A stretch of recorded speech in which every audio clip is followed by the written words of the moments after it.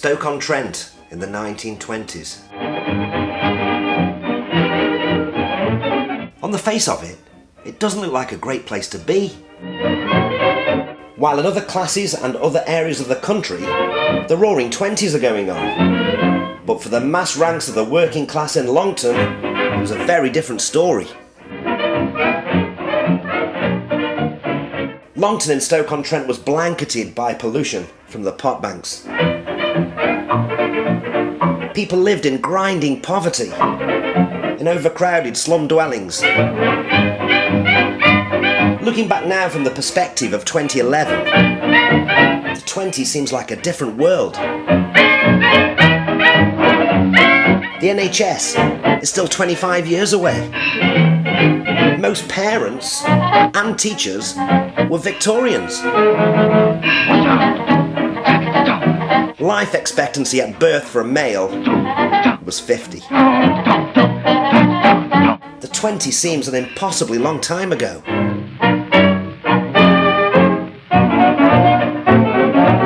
Terence Davenport was born in 1924. Let's just think about that for a second. Here we are in the 21st century, built on popular culture. But in 1924, Elvis Presley was 11 years away from being born. Paul McCartney, 18 years away. Very few people who are alive today can tell you about the 20s.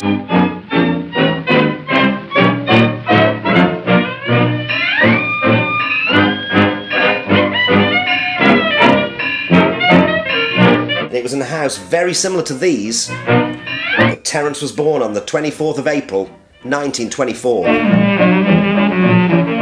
At any one time there were up to 16 people living in the Davenport household. But there's only one person remaining who can tell you about it.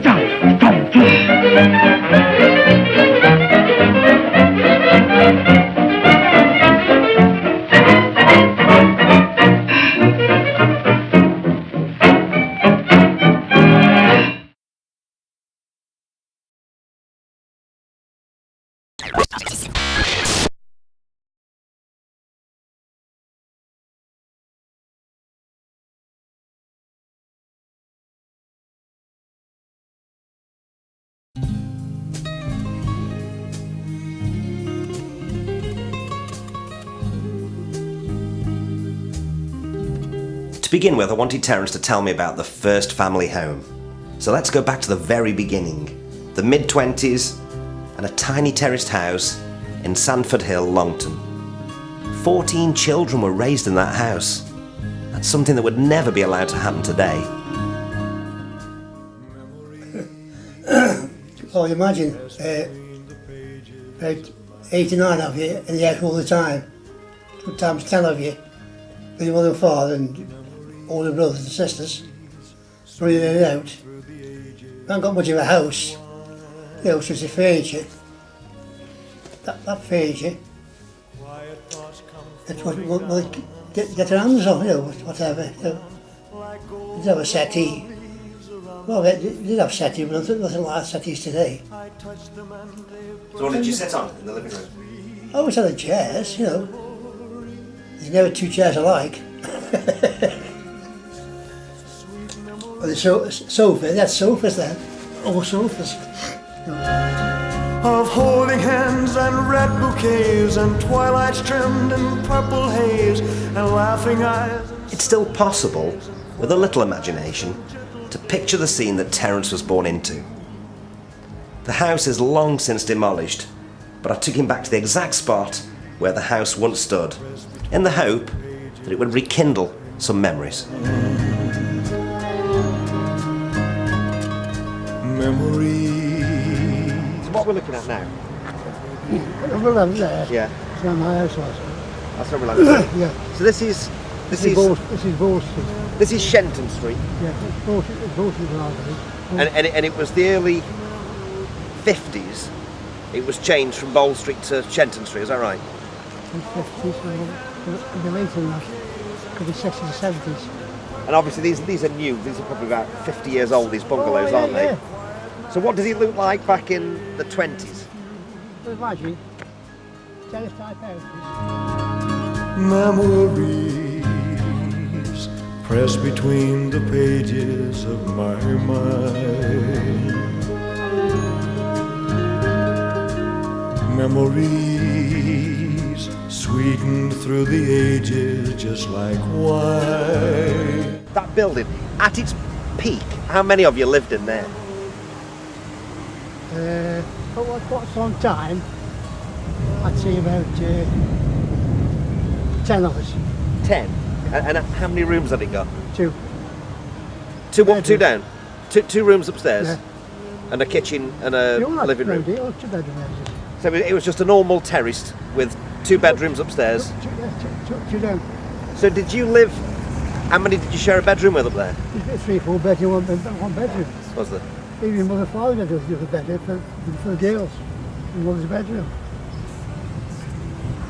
What's your earliest memory of the house that was on that site then? I've always lived there. I've always lived there, yeah. Yeah. And you were born in there? I was born in there, yeah. And when did you leave? When I was 16. 16. And in them 1938. and in them days, you could drive straight out of the street. But yeah. Well, it was horses and carts. Yeah, yeah. Did you get horses and carts coming down here? Yeah. There was no cars, obviously, in those days. Oh, very few. Yeah. So in the 20s, that you can remember back in the 20s, Oh, yeah. there would be no motor cars. It would be just horse-drawn carriages, That's right, yeah. and you could go straight out of here onto Sanford Hill. Someone else. Yeah. Up and down. So that was, what was the house number? 19. So it was 19 Bold Street, and that's where you were born, Yeah. and you stayed there until you were 16, 16, yeah. and you lived in a bedroom upstairs with Yeah. anywhere up to 5, 1, 2, 6 3, there was 1, 2, siblings. 3, 4, 6 of us in one bedroom. Yeah. And there was 3, 4, 5, 6, 7 other bedrooms. Say that some things never die. Well, I tried and I tried something I wasn't sure of, but I was in the middle of something I forget now, but I've seen too little of. The last time you fall on me for anything you like, you want us like. 3 beds.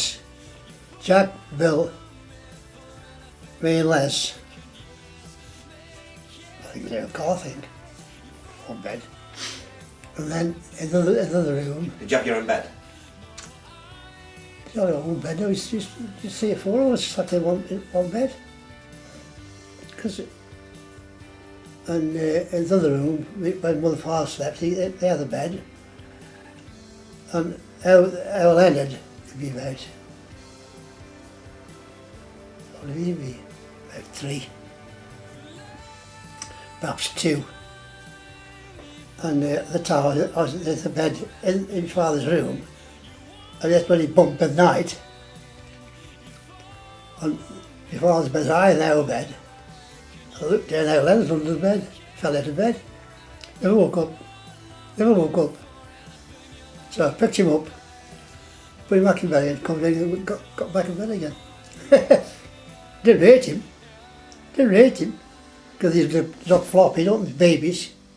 I think he'd be about 2, 18 months, 2. And got no covers on the floor, just wooden bare boards. Well, he didn't hurt himself. They used to have a candle, got no electric lights, it's candles. So how many children total were there in that house?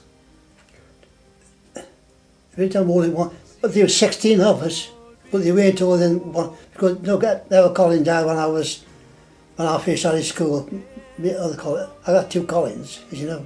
There was Bill, he's the eldest, Vera, next to the oldest, Emmy,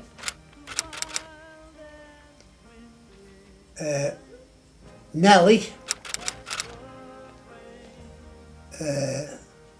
Colin, Jack, Liz, Vi, me, Les, Colleen, Colin and Leonard. And how many of those are still alive today? None of them. Just you. So you've survived a lot of them. No. And your mother, did she work? I can't remember her working when I was young, when I was very, very young. But they reckon there's my sister, you see, my mother worked the day before she had me. Your mother did. And what did your father do for a living? So your mother's Hannah Davenport, Yeah. and your father William Davenport. So what did he do for a living? It blacksmith striker in the pit, on the pit top. Now I don't know what a striker was. I don't know if it was with hammers or automatic then, but today it's automatic. I suppose them days it was red, I think, made all his own tools and in the furnace, you know. Because when he used to do a job, he's always blowing. Because that's what blacksmiths did, they blew. And That's how he worked. that's how they were, blacksmith on the anvil, you know. Did he work like that even when he wasn't doing Yeah, that kind of work? doing jobs, yeah. So any job, he was tough. Especially with the army. Yeah, but blow. Must have been habit. The building that you're looking at now is the only remaining part of Woodhouse Infants and Seniors, his very first school. Travel wasn't a problem, it was right at the end of the street. Looking back, life in the 20s and 30s does seem very compact. Often with school, work, shops and entertainment within a very short walk. It's hardly surprising that he's never learned to drive.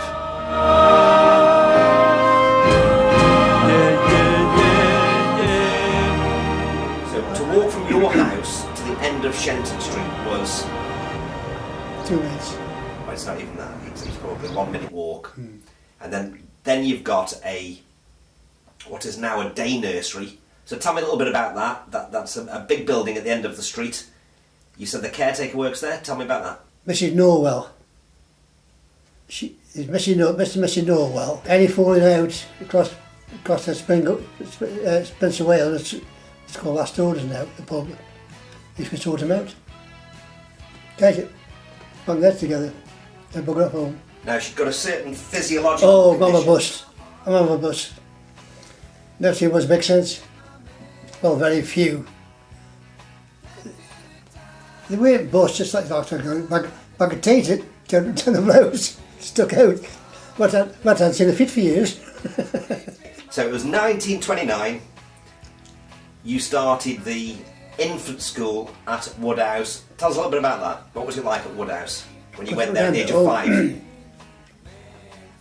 When I first started school, I had to go up some steps first. My mother didn't go with me. I left my mother on the steps. I'd cry. Cried me out. Nice house. Oh, yeah, I did. Got the little surround. And I can't remember what I did when I got there, so many years ago. But I do remember playtime, come out playtime, and I went home. Across that main road.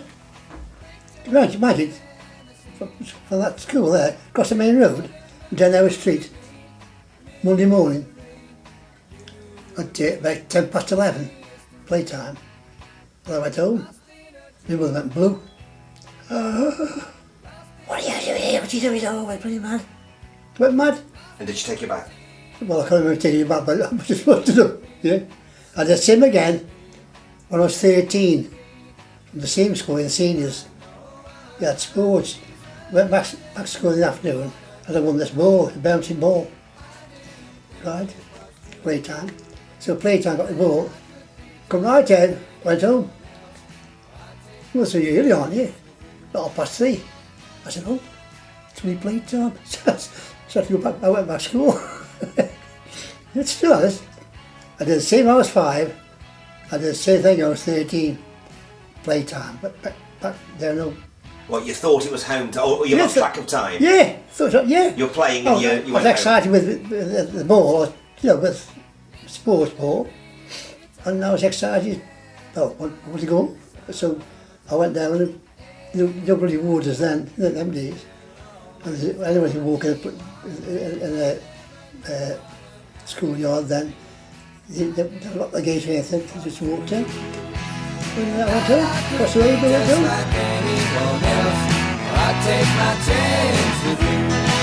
When I look at this picture, I begin to think that maybe Longton in the 20s wasn't all that bad. This would have been a scene very familiar to Terence. At the age of 7, he moved to Adderley Green Juniors, shown here in the picture. It's not hard to imagine the young Terence walking these cobble streets to school. The school is still there to this day, but the scene is very different.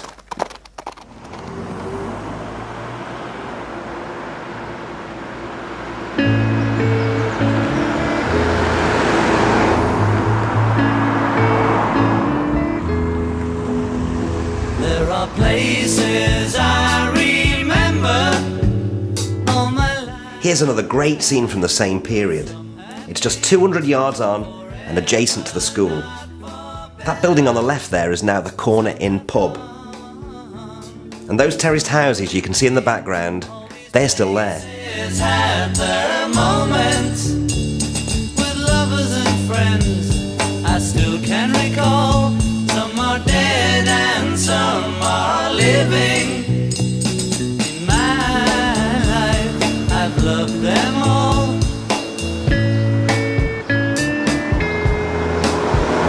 Out of all these friends and lovers, there is no one compares with you, and these memories lose their meaning. This left-hand turning takes you onto a parallel road to the rear of the school. I know I'll never lose affection for people and things that went before.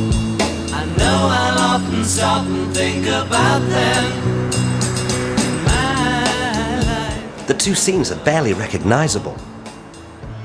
The only possible reference point to the old scene is the gate to the school with a very prominent pillar.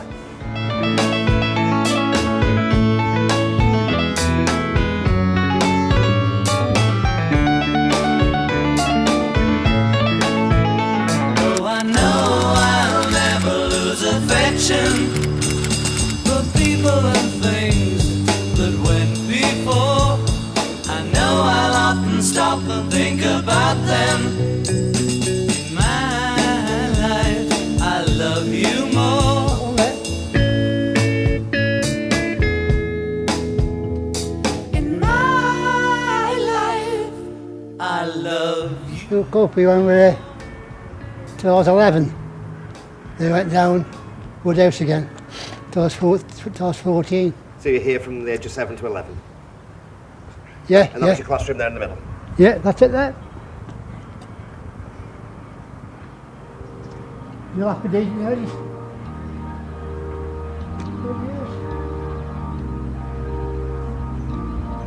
When you try your best but you don't succeed. You used to up here, line up in rows before we went to the school. There used to be 2B, 2A, 3B, 3A, 4A, 4B. Some went that road, some went this road. I went this road.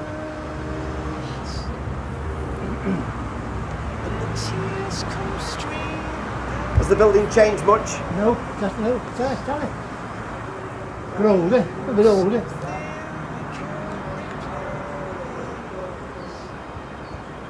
When I used to go to school, sometimes there used to be a bloke there drunk nearly every day.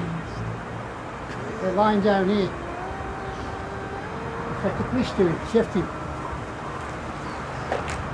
Alexander, Sutton, headmaster was named Sutton, my teacher was named Waters, Mr. Goodall, yeah, and I won the cup here, champion boy. I never had it. I was 11. You were never awarded it? Never would, because the ladders won it, well, they gave it to, said I'd be ready, I forget it next year. And he went down, because he was 12 months older than me, and he went down to the seniors, Woodhouse seniors, and I stopped up here. I didn't win it. I won prizes afterward, I didn't win the cup. What's your most vivid memory of the school? When you won the football, I wasn't playing then, but the photograph taken here, and my mate was the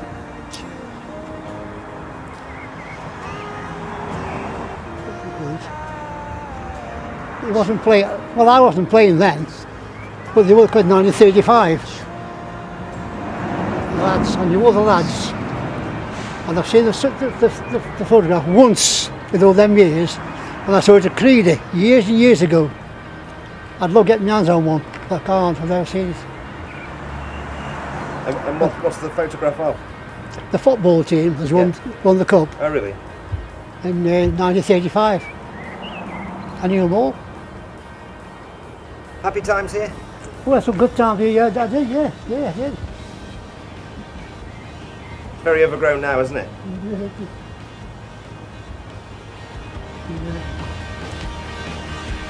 So that's been done. That's it. So that's been done.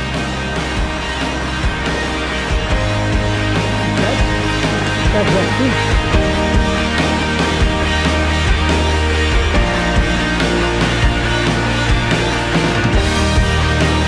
See a stream down your face when you lose something you cannot replace. See a stream down your face.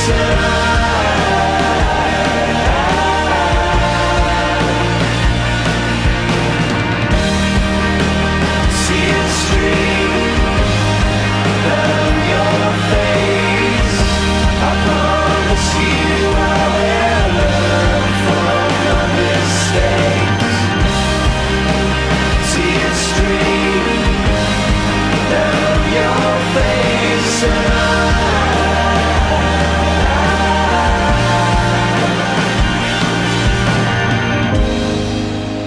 Lights will guide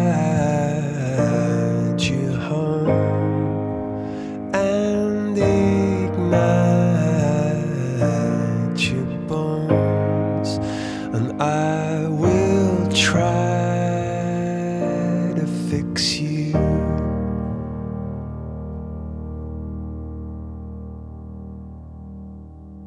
Yes, I was quite happy there, yeah, at Abbey Green. I was happy at school, Woodhouse, but still, everyday things, playing in schoolyard and whatever, what kids did, playing football and cricket and running and playing rally and all that, games as kids do play, you know. Hopping, topping, all that, games in the playtime, you know, right all the time. Just describe that scene, what Sanford Hill might look like. Plenty of horsemuck on the roads, got horse and carts. As you go from the Longton Wharf to different destinations, and the car used to come from Mossfield Colliery, in the wagon down to the wharf, sit in Longton, because they used to do far to fetch school from the pits. So how many years the wags were, I don't know, but the wags used to come down from Mossfield, through that street, through Savadell, backside Savadell, to the wharf in Longton, to the Tipler, they used to congregate carters, and you ever see a lorry, it's very, very often you saw a lorry. It's all Orton carts. They used to have the tipped into in the cars, you know. The cars used to be, you see many times I wish they fell down, try and pull the coal up Wharf Street. It was steep into Foxton Road. A lot of people just fell down there. Used to be car type, I think, with the wheels used to go, but the cobbles, I wish to get the hooves in, you know, you see them strain, and there's some big horses. You see horses strain, pulling up. It's fascinating, really. I was watching, sat there and watch them come to the wharf and go up Wharf Street, and it's just strain. And the carter, who looked in charge, he said, try and give the horse a helping hand. So, give a push up, but yeah, them days. 1935, you left Adderley Green Juniors and went back down the hill to Woodhouse. Seniors. Well, this time Woodhouse Seniors. Seniors, yeah. Whose class were you in there? Mr. Reith, Edgar Reith, his name. Must start. Elderly bloke, pocket watch, you know. He's tried in the room. He was alright, So how old would he have been then? So you were 11, you're talking about a bloke. To look at him now, as I'm looking, as I think how old he'd be then, I'd say about, to me about 50. 50. Yeah. Waistcoat, you know, pocket watch. Bit of a tash. So we're talking about somebody here that well-dressed. schooled you that was born in 1885. So if he was 50 in 1935, he was born before the Ripper murders, this guy. Oh, it'd be, yeah, it would be, yeah, you know, something like that. The point I'm getting at, this was a man that grew up in Victorian times. Oh, yeah. Did you leave with qualifications? No. Did you take any? No.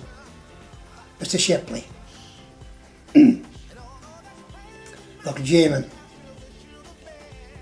Short cropped hair. Big. But it was alright. He was soft at heart. But for look at it, you think he's a Gestapo, as you know today. Yeah. And, sitting there, he goes,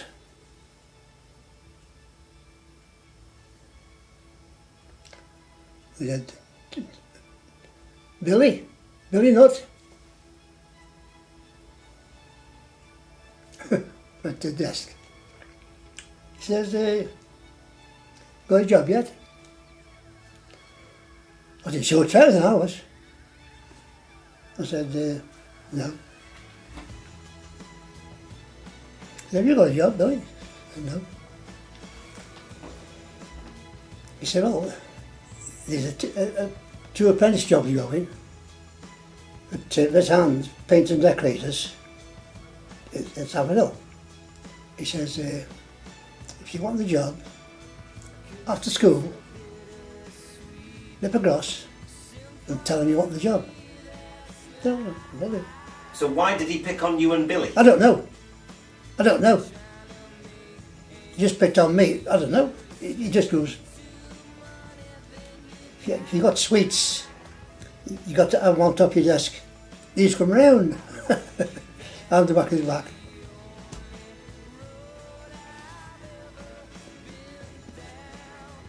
Look in your bag, or what your sweets were. Look again. And it's like the sweets, you'd have one. You'd have one. Very much. He did that. He'd walk round and pick the sweet one you liked. But if I look at him, wouldn't touch with your own child. Ooh. Just like Gestapo was. You got artists, you know. But he gave you the first leg up. Yeah, yeah. He gave you your first job, Yeah, really. yeah. That was a shop, paint shop. So paint and wall paint. You worked in there. Well, I first went there first. I didn't like it. So how long did you work for him? Till I was 16. You worked there. So you were there for 2 years. Yeah. The name of the business? T.A. Anderson. T.A. Anderson. So you were there for 16. Okay, what did you do at 16? 16. I left there. Because I won't get enough money. Get enough money. Now, a rather important thing happened whilst you were working at Hands then, namely the Second World War. Tell me the first inclination that you had that we were at war, or did it not affect you? Well, we used to see this soldier before, good 12 before that, up and down on horseback, the cavalry, at different places, you know, and lot of soldiers about then before the war started. You know, in the cavalry, on horseback, up and down Sanford Hill. Did you know it was brewing? Were you reading Oh yeah, newspapers? where, yeah. But I really this is close until I got home one day and our lad says, "The war started, you know." I said, "Has it?" But he'd be about 12. He says, "War started, the war started." Tell me it. Oh. He'd be about 12. I was 16, not even 16 then. What were your thoughts? Well, you're a bit apprehensive, a bit frightened, you know, when you think about wars. And that age, you know, what's going to happen. And then the women round, oh, it will last 6 months. Well, last, we over in 6 months. You know, they thought, that was their joke of the day. Oh, won't last long. 6 months it'll be over. That was the joke of the time. How long can you get? What was the reason you left Hands? I got gained no money. It was money. When I was 16, I was getting 65p at 16. And where did you move to after Hands? Well, his brother-in-law, Len Owen, because he's on pet top for years. All his family did. He says, "Well, when you come down, Florence, get your job down there. There'll be more money what you're getting now." So I said, "Well, what I'll do with that, you know." I know. Went down, got a job. And I started working on nights first week. Florence College.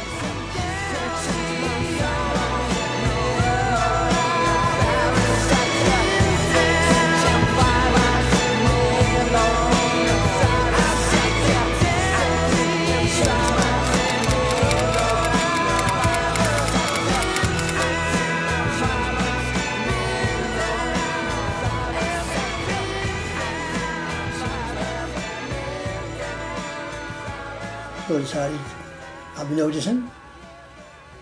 Didn't like it. My boss, I good. He always said something that I good. Just don't you fool me, he says. That's my boss. Me plumber, mate, his mate, me mate. So get me. Them cast iron cisterns. And he said, when you're going up, he says, drop these off at the pot bank, Marcus, up you talk the road. And I goes, he said, don't you prove me, he says. And I went and got this job at Florence. Now it was around this time that you moved out of Bold Street, as was. We had a 6-bedroom house in the Mere, off Sandon Road, 40 off Harrowby Road in Mere. And we moved to there from the overcrowding. So I went work one morning. When you say overcrowding, was it some state assistance? Did you have the council come round and say there's too many people in here? The council go then, I suppose, yes, from then. What had changed because you'd been overcrowded for years? Why all of a sudden? You know, because they're building a house in Whaley, because the war looming. So within the first year of the war, you moved house into a 6-bedroomed house. Oh yeah, yeah. Andy wasn't there, and Vera. Nellie wasn't there. Cole wasn't there because he died. Jack, because he was in the army. So you could argue that at the age of 16, and you were one of the youngest, that it was probably less overcrowded in 1940. So you've actually moved out into a larger house because of overcrowding at a time when it was getting less crowded. People were moving out. I suppose that's what you could be right. Yeah, yeah.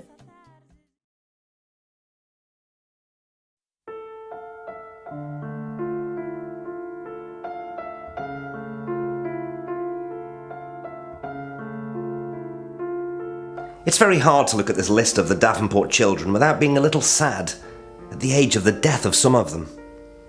3 never made it to adulthood.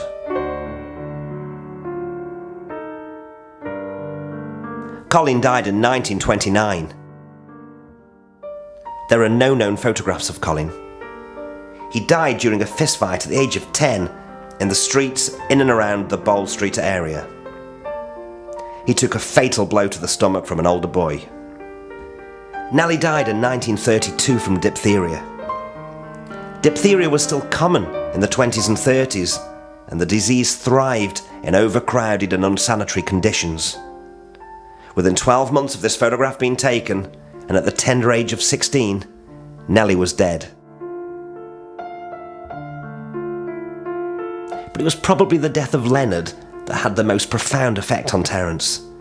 It was on a cold April morning in 1943 that Leonard was in his house at Stockfield Road along with his sister Eva and others. His mum and dad were out at work. Warming himself closely by the fire, his nightgown set alight, causing him to run in panic around the room. Sadly, despite attempts by Eva to extinguish the flames, he died that night in hospital with his mother at his side.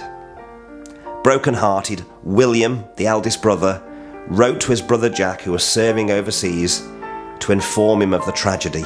The letter was stained with his tears. Terence carries this photograph in his wallet to this very day.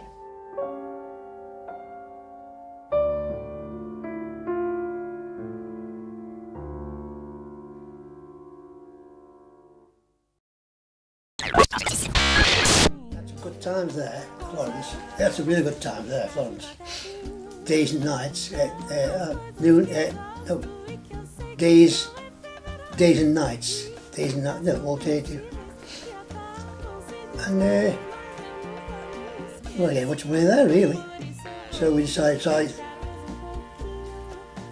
we couldn't go to the predecessor because you got with the army. So I was in the office. Well, let us go. But looking back in hindsight, they couldn't keep you there under 18 because you're still a juvenile. So you wanted to leave Florence Pitt? Yeah. To get more money to another pit? No, another job. Another job? Another job, yeah. In fact, we did. What was so special about Pitt? So it's 1940, 1941. Only the money. But that kept you out of the army? No, it didn't, no. I left Florence, I was nearly 17 then, to 17, and I got a job up Rich Securities, which is the Creeder site, as it was, during the war, right? They make an aircraft, so I was on the aircraft there, till I was, turned 18 in 1940.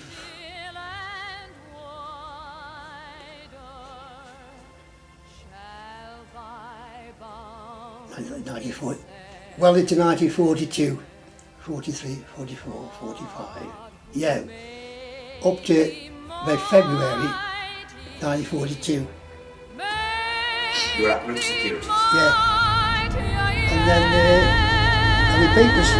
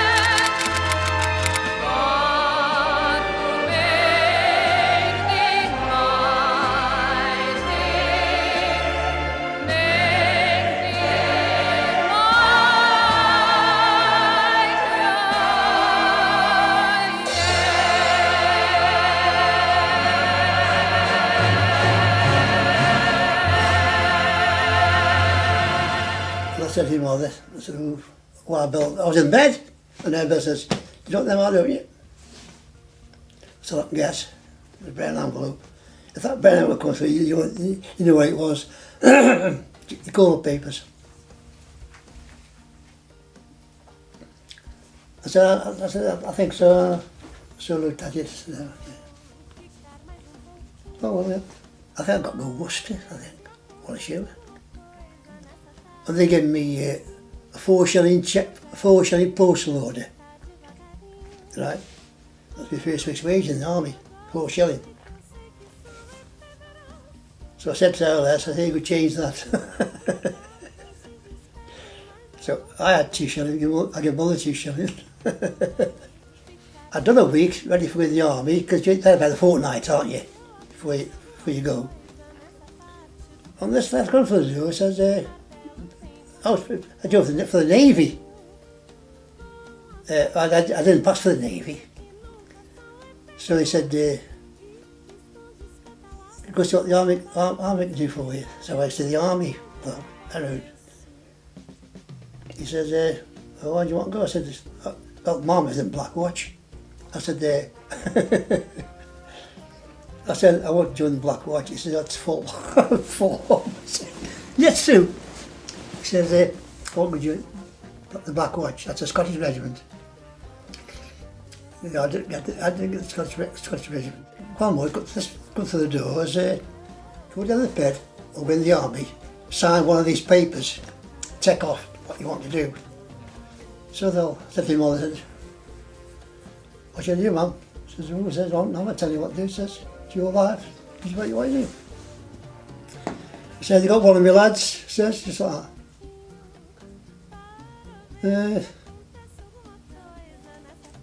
I said, ooh, I'll tell him in the pit. Set it off. That was it. And then which pit did you go down then? Glebe. And as far as you were concerned, it was absolutely inevitable that you'd go into the army. Oh yeah, of course, mate. No choice. That's it. You go in. And was it a surprise or a relief? It wasn't really a surprise. That You had a second chance. you got the option of staying down the pit? Yeah. Did your previous work down the pit help you to get that? I did work down the pit, I went on the pit Okay, top but there. you worked at a college. At the college, yeah. Yeah. Did that help you to get it? I'm just wondering Sure why. thing. I don't know. No. Because I was only 16 then. I'm just wondering why you got the option of going down to the pit when, did everybody get that option? A lot, thousands did. A few thousand did. At that time. They even bring in men out of the army to go down the pits. Florence Lillian Davenport, tell me where you met her and when. The dance hall up Sanford, up Tandon Road, St Augustine's dance hall. What were you doing there, this St Augustine's? Dancing. Was this a regular thing you went to? Oh yeah, cheap night out. Mondays, Thursdays, and Saturday. And how did you end up speaking to her? Do you remember? Casual. I said, yeah, can I take... Well, them days, he fancies somebody, he said, can I walk you home? You know. I says, can I walk you home? I says, oh, so he says, I've got to take him home tonight. So, week after, asked her again. And this time it says, yeah, you can do. That's how it started. Was it another boy taking her home that week before? Yeah. Or a friend? Another boy. I think he's a chap named Albert Underhill. I said, but so the reason I went off, he said, went up back in the head and peed. So I tamed off him. So, what about baby? She's the one.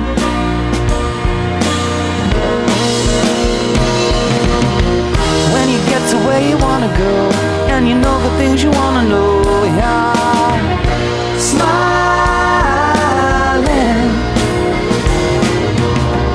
When you said what you wanna say, and you know the way you wanna say it, you'll be so high, you'll be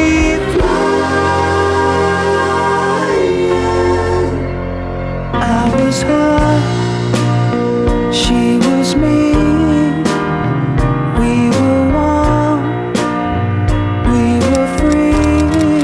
And if there's somebody calling me on, she's the one. If there's somebody calling me on, she's the one. Somebody calling me on. She's the one. Yeah, she's the one.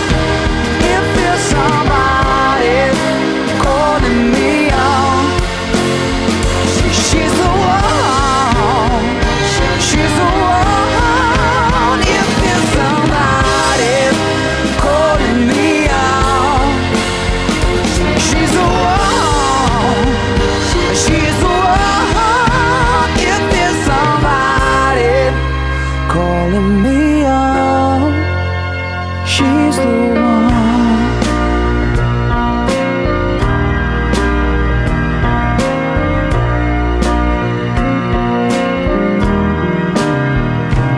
She's the one.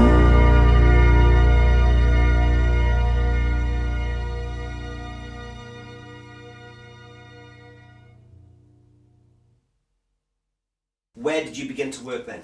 Went down London. A firm called O.C. Bournes in Wood Street in Longton. Well, at the time, my brother Bill worked there. And he said, come down with me. Get a job down for O.C. Bourne. Oh. I sat on the floor, I said, well, yes, come down if you want to go down. Well, still courting, but courting then. How long did you work down in London for? I think about 14 months, I think. 18 months, 12 months. Something like that, you know. 12, 14 months. How did your relationship with your future wife, Florence, survive that 14-month He period? used to come home for a spell and go back and come home. But I get somebody to get married. I got the money to get married. So they pay better money what again in Stoke-on-Trent, so I went down there. We just discussed about getting married then. And then they said, you best go. See my dad, tell my dad. I didn't see his dad, I went to see her mother at Pop Bank. He says, yeah, but I think it's a child for it, Alan. That's Paul's father. He's got something to tell you. We'll ask you. So, that's it. He said,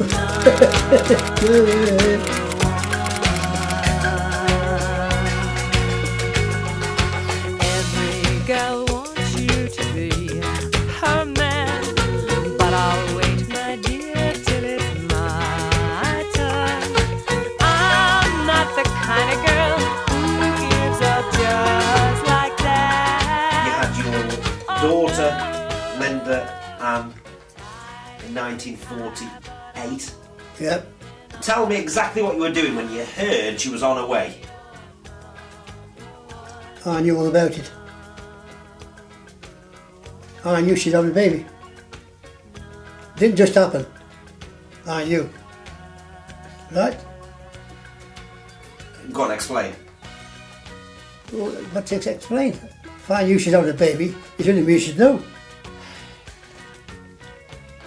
Do you remember what you were doing when she told you she was pregnant? She didn't tell me I was pregnant. I knew. I said, What, it was an instinct? because I knew I was having a baby. Oh, you told her she was pregnant? Not so many words. But it was a bit like that, you told her. Well, in a way, yeah. You're beautiful. You're beautiful. You're beautiful. It's true. I saw your face in a crowded place, and I don't know what to do, 'cause I'll never be with you.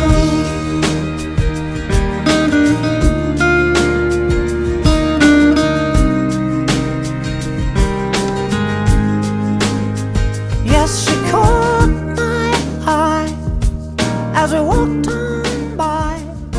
She could see from my face that I was.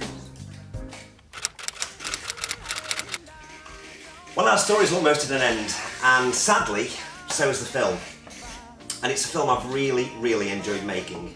I've learned a bit about filmmaking along the way. I've even learned some special effects. Oh, it's a cup of tea. Yeah, Lovely. workers. Thank you very, very much. That's very nice of you. Thank you. To paraphrase Elvis Presley, we've walked a mile in his shoes in just an hour. But he's no longer a child. He's now married with a daughter. He's a man, and he's on his way in life. But I can't help thinking there'll always be a part of him that will forever remain. A Longton boy.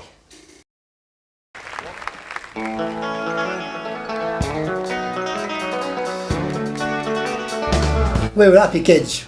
We were happy. We got nothing, we were If I happy. could be you, if you could be me, for just 1 hour. If we could find a way to get inside each other's mind. If you could see you through my eyes instead of your ego. I believe you'd be surprised to see that you've been blind. Walk a mile in my shoes. Walk a mile in my shoes. Yeah, before you abuse, criticize and accuse, walk a mile in my shoes. Now there are people on It's fine. and brother there before the grace of God. Oh, you and I. Oh, if I only had the wings of a little angel, don't you know I'd fly to the top of a mountain and then I'd cry, walk a mile in my shoes, walk a mile in my shoes. Yeah, baby. Yeah, before you abuse, criticize and accuse, walk a mile in my shoes. Walk a mile in my shoes. Walk a mile in my shoes. Yeah, before you abuse, criticize and accuse, walk a mile in my shoes.